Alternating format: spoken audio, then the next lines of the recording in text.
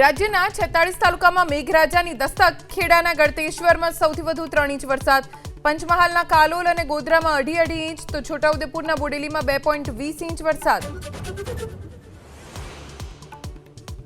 ભરૂચના આમોદમાં ખાતરની અછત વચ્ચે ખેડૂતોની ભારે ભીડ, ખરીદ વેચાણ સંઘ ખાતે વહેલી સવારથી ખેડૂતોનો ધસારો, એક ખેડૂતને 5 ગુણ ખાતર આપવાનો સરકારનો નિર્ણય.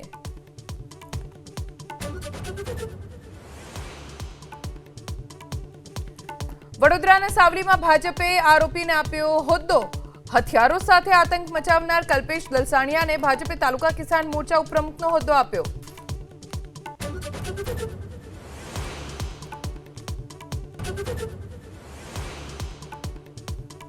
રિલાયન્સની એટીએમમાં મુકેશ અંબાણીની જાહેરાત, જીઓના આઈપીઓને મંજૂરીની કરી જાહેરાત, કંપની આજે જ સેબી પાસે રજૂ કરશે ફાઇલ, આગામી દિવસોમાં માર્કેટમાં આવશે જીઓનો આઈપીઓ.